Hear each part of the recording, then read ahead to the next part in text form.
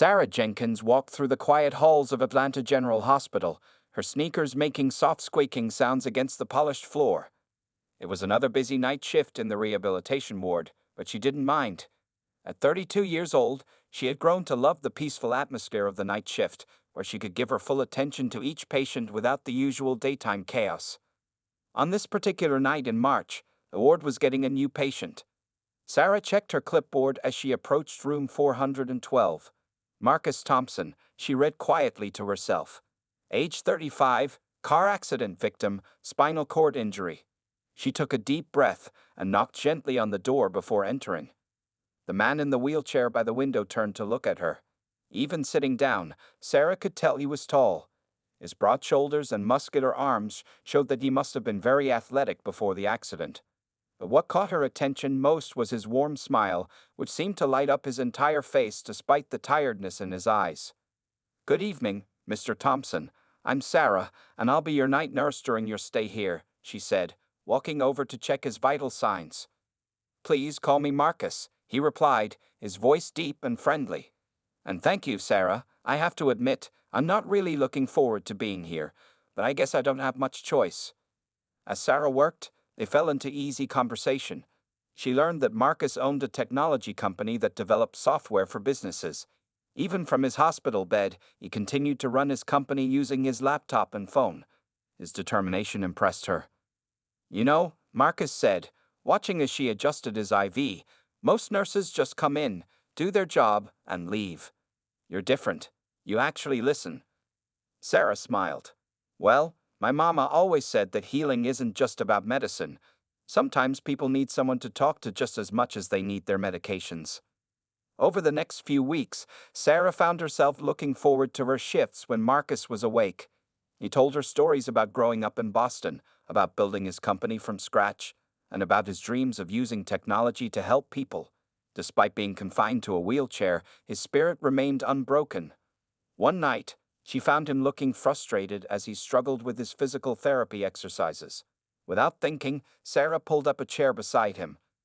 "You want to know something?" she said, helping him position his arms correctly. "My brother had to learn to walk again after a bad football injury in college. He used to get so angry, wanting everything to happen faster. But you know what he told me later? He said those months of therapy taught him more about patience and strength than anything else in his life." Marcus looked at her thoughtfully. "Your brother, is he okay now?"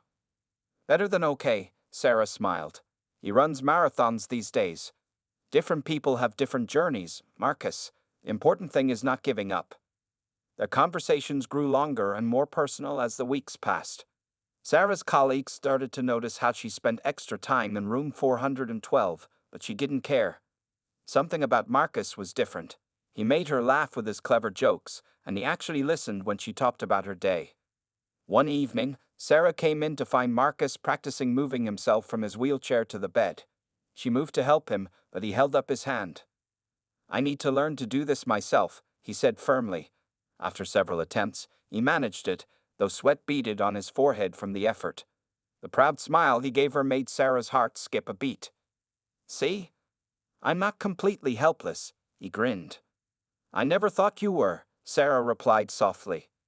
That was the moment Sarah realized she was developing feelings for her patient. It wasn't just his handsome face or his success.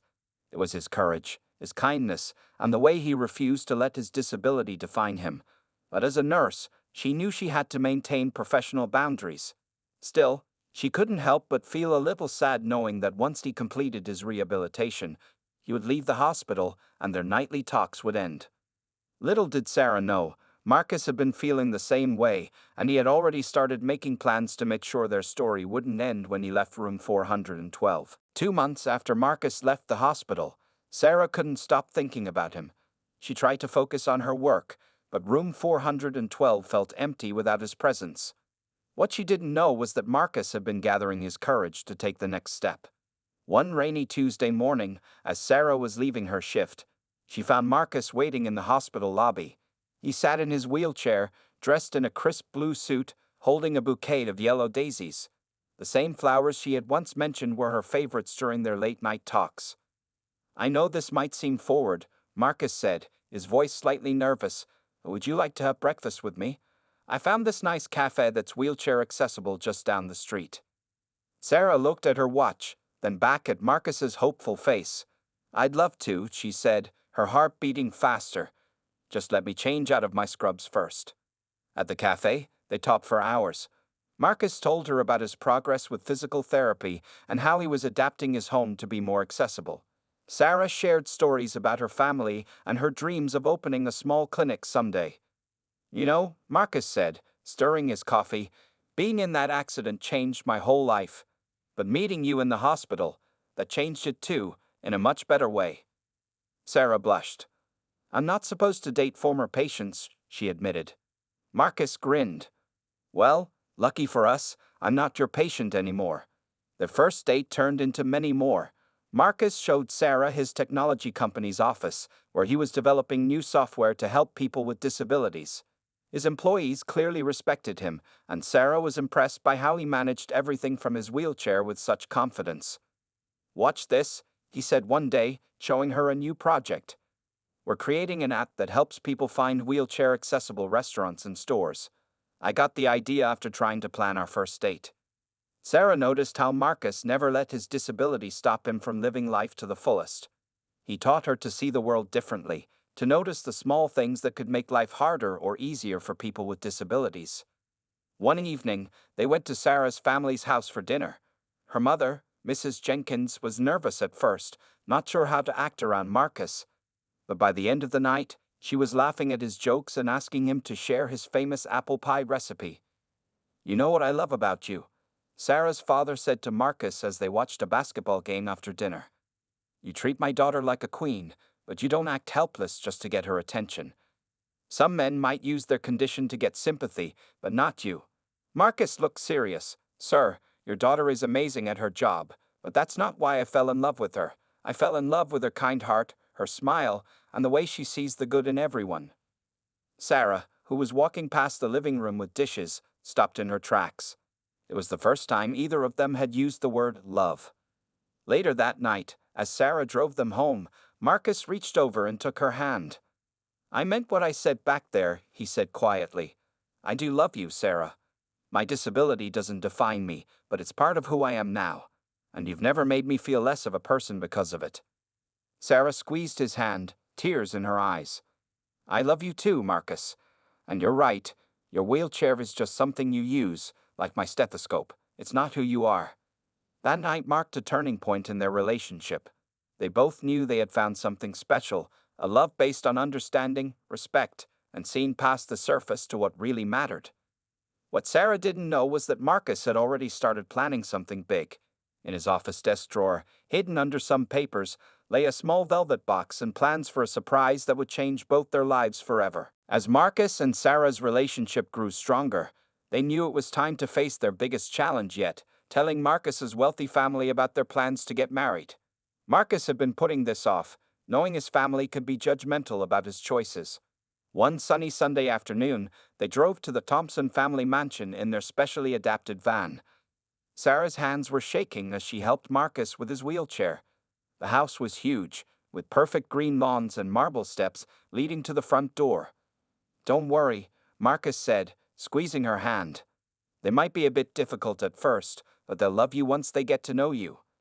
Mrs. Thompson, Marcus's mother, opened the door.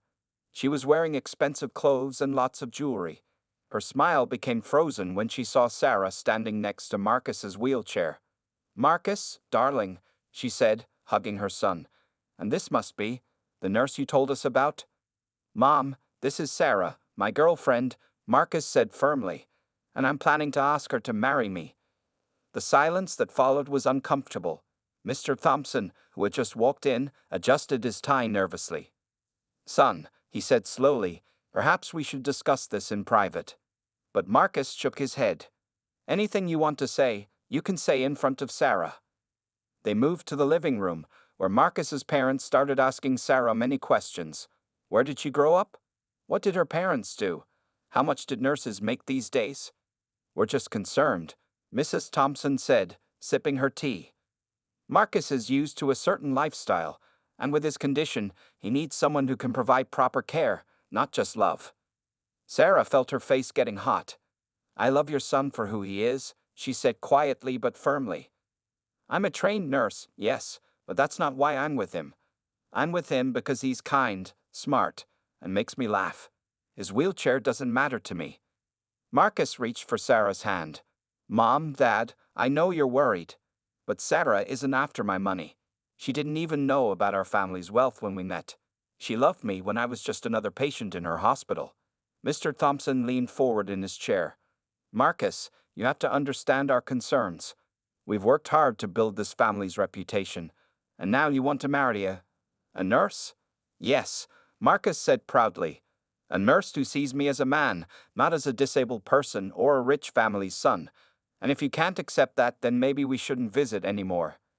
Mrs. Thompson's teacup clattered against its saucer. You don't mean that, Marcus. I do, Marcus replied. Sarah is going to be my wife. She's going to be part of this family. Either you accept that, or you'll be missing out on a lot of family dinners. Sarah watched as tears formed in Mrs. Thompson's eyes. The older woman put down her teacup and walked over to where Sarah was sitting. Do you really love my son? She asked softly. More than anything, Sarah answered honestly. Mrs. Thompson was quiet for a moment, then surprised everyone by hugging Sarah. Then I guess I better start planning a wedding, she said, wiping her eyes. Mr. Thompson cleared his throat. Well, if your mother approves, then, welcome to the family, Sarah. The rest of the afternoon went better. Mrs. Thompson showed Sarah old photos of Marcus as a child, and Mr. Thompson talked about his son's business success. By the time they left, even Marcus was surprised by how well things had turned out. In the van driving home, Sarah let out a long breath. That was intense, she said. Marcus laughed. You handled it perfectly, just like you handle everything else. He paused, then added, You know what's funny? They think they're accepting you into the family, but really, you're accepting them into ours. Sarah smiled, thinking about their future together. She didn't know it yet, but Marcus had an even bigger surprise planned for their wedding day, one that would show everyone just how special their love really was. 3 months after meeting Marcus's parents, Sarah was working another night shift at the hospital.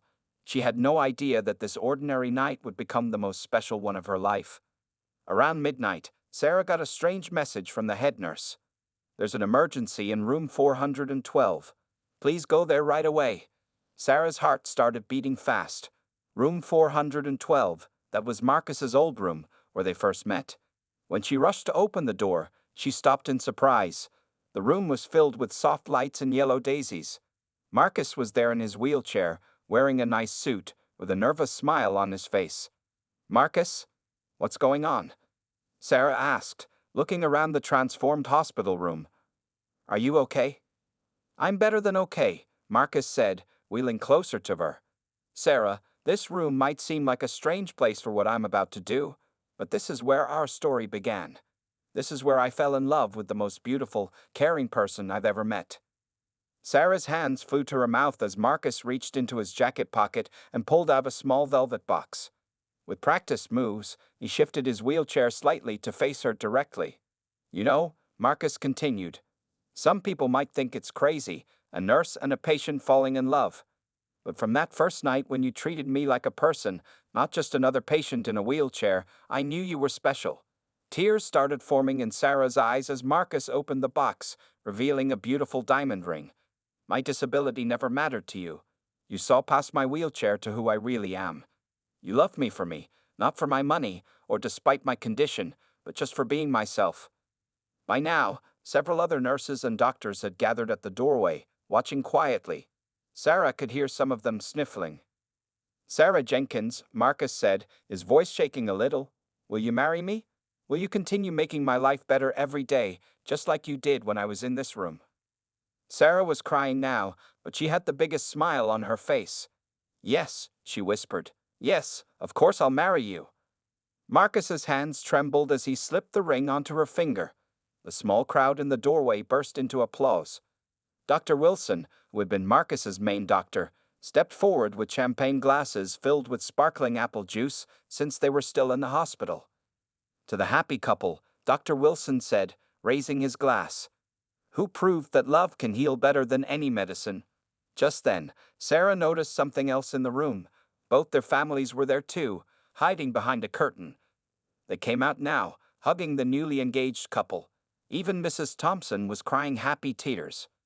"Welcome to the family, officially," she said, hugging Sarah. "I'm sorry I was difficult at first. Now I see what Marcus saw all along." Sarah's mother was already talking about wedding plans, while both fathers discussed how to make the ceremony accessible for Marcus.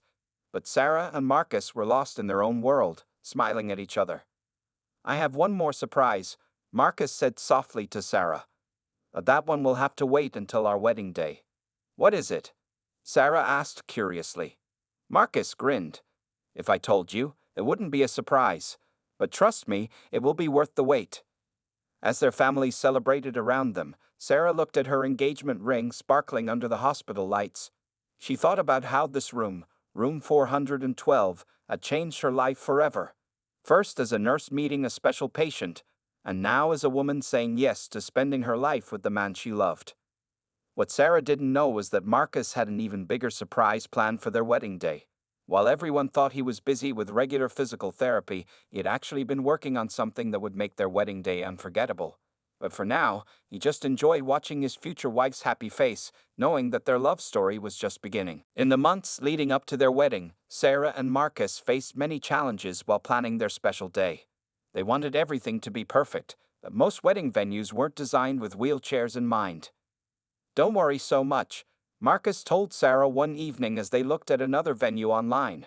"We'll find the right place." He was typing on his laptop while speaking, but Sarah noticed he seemed distracted lately, often making mysterious phone calls and having private meetings. They finally found the perfect venue, a beautiful garden with wide, flat paths and an accessible indoor area. The owner had a sister who used a wheelchair, so she understood exactly what they needed. "See," Marcus smiled. "Sometimes things work out better than we expect," but there was something in his smile that made Sarah curious. He seemed to be keeping a secret, but whenever she asked, he just said he was working on a special project at his company. Sarah's mother helped with most of the wedding planning. Mrs. Thompson, Marcus's mother, had completely changed since the engagement. She now treated Sarah like her own daughter and insisted on paying for the wedding dress. "I was wrong about you," Mrs. Thompson said while they were dress shopping. "The way you love my son, the way you see him as a person first, that's all any mother could want for her child." Sarah found the perfect dress, a beautiful white gown that would look lovely whether she was standing or sitting next to Marcus in his wheelchair. But Marcus was acting strange about the wedding ceremony plans. "I need to make sure I can reach the altar in a certain way," he kept saying. "And we need extra space at the front of the church." One day, Sarah found Marcus working late at his office. There were medical papers on his desk, which he quickly hid when she walked in. "Is everything okay?" she asked, worried. "Are you having health problems you're not telling me about?" Marcus took her hand. "Everything is perfect," he said. "I'm just working on something special, trust me." Sarah trusted him, but she couldn't help wondering what he was planning. She noticed he was spending a lot of time at physical therapy, more than usual. When she asked his therapist about it, the woman just smiled and said Marcus was working very hard on something important. Even their friends noticed something was different. Marcus seemed more excited than nervous about the wedding, unlike most grooms. He kept having secret meetings with his best man, and they would stop talking whenever Sarah came near. "Your fiancé is up to something," Sarah's friend Lisa said one day while helping with the wedding favors. "But whatever it is, I'm sure it's something wonderful. He loves you so much." As the wedding got closer, Sarah noticed more strange things. Special equipment was being delivered to the church. Marcus's company's medical research team kept calling him, but every time she asked, Marcus just gave her that mysterious smile. "Just focus on getting ready for the best day of our lives," he would say. "Everything else is taken care of." The night before the wedding, during their rehearsal dinner, Marcus seemed especially happy. He kept looking at his phone and texting someone, grinning to himself. "Tomorrow," he told Sarah as they said goodnight, "you'll understand everything. I've been working on a special gift for you, for us really. I just hope you'll like it." Sarah kissed him goodnight, her heart full of love and curiosity. "I'll love anything you're planning," she said, "because I love you." What she didn't know was that in just a few hours, she would receive the biggest surprise of her life. Marcus had spent months preparing for this moment, working with doctors, scientists, and his company's research team. Tomorrow morning, before the wedding, everything would change.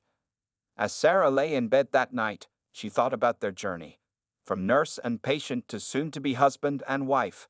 Whatever Marcus was planning, she knew it would be special, because everything about their love story had been special from the very beginning. The morning of the wedding arrived with perfect sunny weather. Sarah woke up early in her parents' house, butterflies dancing in her stomach. Her wedding dress hung by the window, catching the morning light. Everything was ready for their special day. As Sarah's bridesmaids helped her with her hair and makeup, her phone buzzed. It was a text message from Marcus. "Before you go to the church, please meet me at the hospital chapel at 9 a.m. There's something I need to show you. Don't tell anyone else. Just come alone." Sarah felt confused. The hospital chapel? Today? She whispered to herself. Her heart started beating faster. Was something wrong?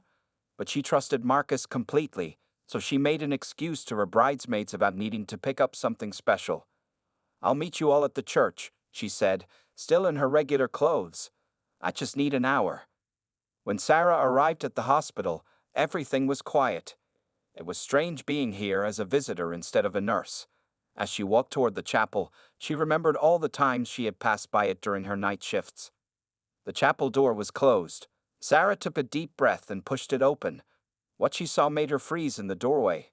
Marcus was there, but he wasn't in his wheelchair. He was standing. Actually standing. Sarah's hands flew to her mouth. Tears immediately filled her eyes. Marcus was holding onto two parallel bars that had been set up in the chapel, but he was definitely standing on his own 2 feet. "Surprise," Marcus said softly, his eyes also filled with tears. "This is what I've been working on all these months." Sarah couldn't speak. She walked closer, her legs shaking.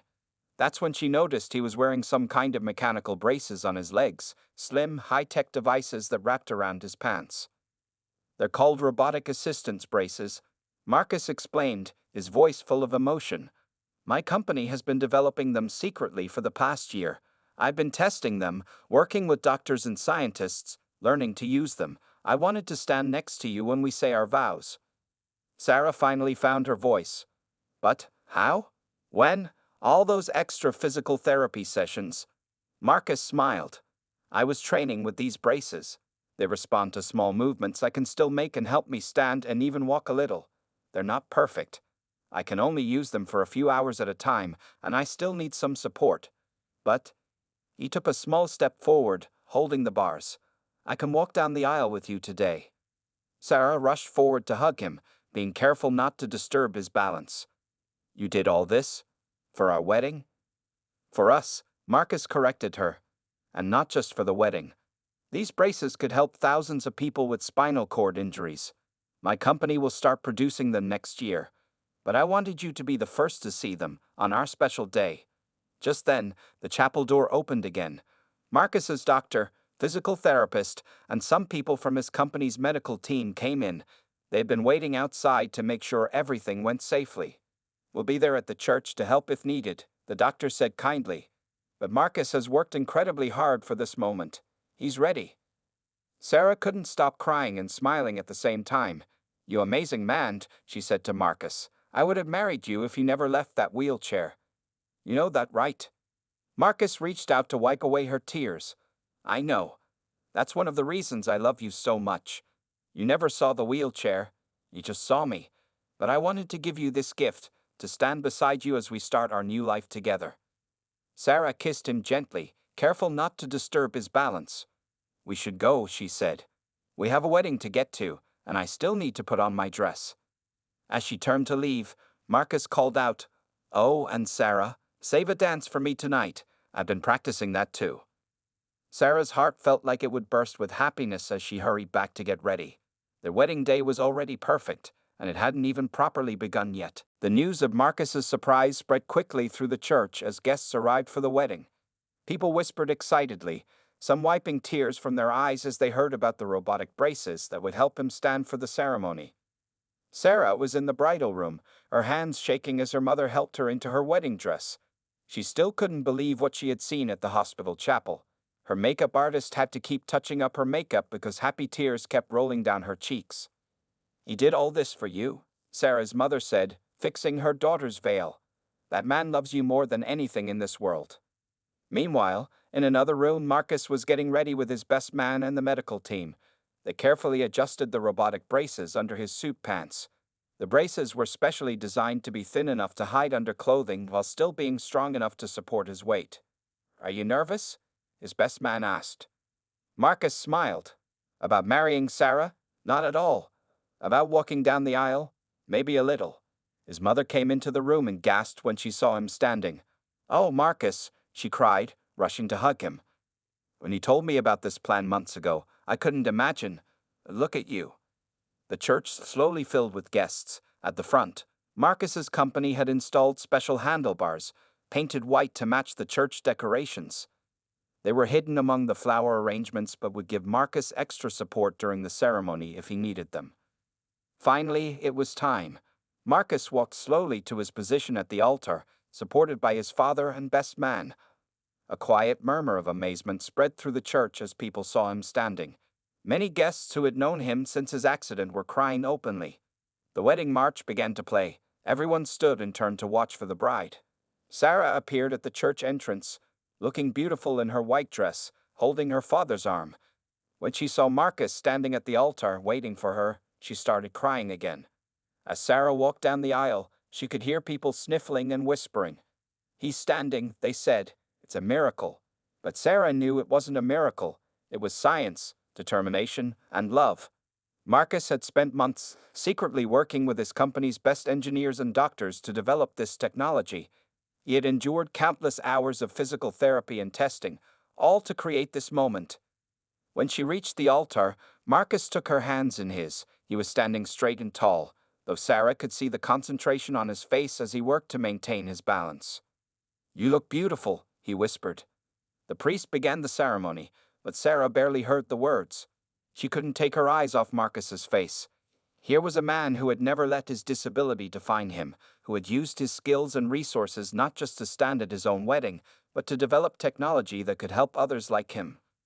During their vows, Marcus's voice was strong and clear. "Sarah, you loved me when I thought I had lost everything. You saw strength in me when I only saw limitations. Today, I stand before you, literally stand, as proof that with love, anything is possible." Sarah's voice shook as she said her vows. "Marcus, your strength and determination amaze me every day. But what I love most is your heart. Whether you're sitting or standing, you're the man I want to spend my life with." When the priest pronounced them husband and wife, Marcus took a small step forward to kiss his bride. The church erupted in applause and cheers. As they turned to face their guests as a married couple, Marcus whispered to Sarah, "This is just the beginning. These braces will help so many people. And it all started because a kind nurse saw past a patient's wheelchair." Sarah squeezed his hand, her heart full of joy. Their love story had started in a hospital room, and now it had led to an invention that could change lives. But more importantly, it had led them to each other, and that was the greatest gift of all. The wedding reception was held in the beautiful garden venue they had chosen months ago. String lights twinkled in the trees as the sun began to set. Marcus sat in his wheelchair for part of the evening to rest. Using the robotic braces for long periods was still tiring, but no one minded.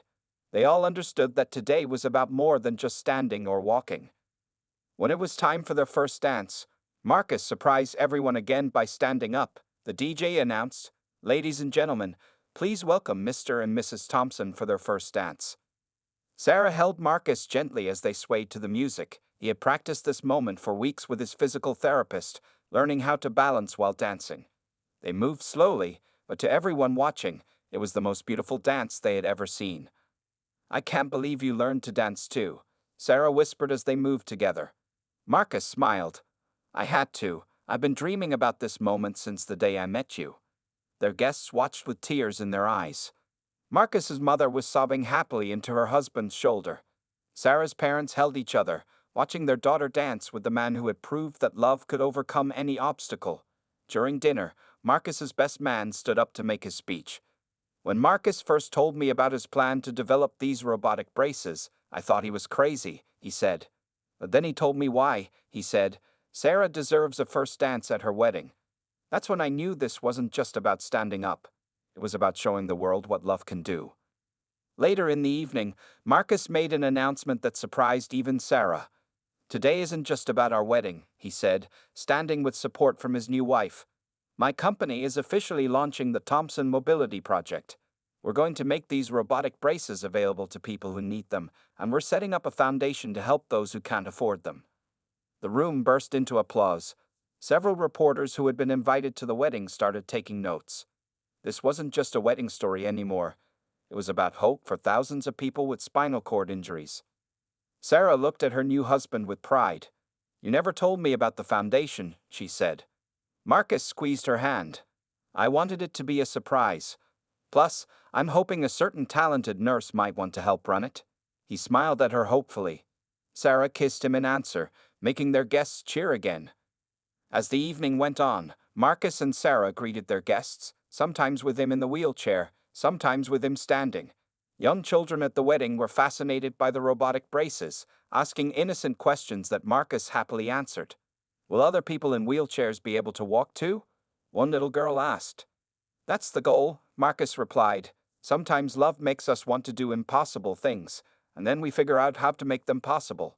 Near the end of the night, Sarah and Marcus shared a quiet moment alone in the garden. The music from the reception drifted softly through the air. You know, Sarah said, when I first met you in room 412, I never imagined we'd end up here. Marcus smiled. When you first walked into that room, I was at my lowest point, but you showed me that my wheelchair didn't define me. You loved me for who I was. These braces are amazing, but they're not why you married me. No, Sarah agreed. I married you because you have the biggest heart of anyone I've ever met. Standing or sitting, you're the strongest person I know. As they headed back to their reception, they knew this was just the beginning of their journey together. They had a foundation to build, lives to change, and a love story to continue writing. Their wedding made the local news that night, and by the next morning, it had gone viral. But what people shared wasn't just the story of a man who stood at his wedding. It was the story of two people who proved that love doesn't see limitations, only possibilities.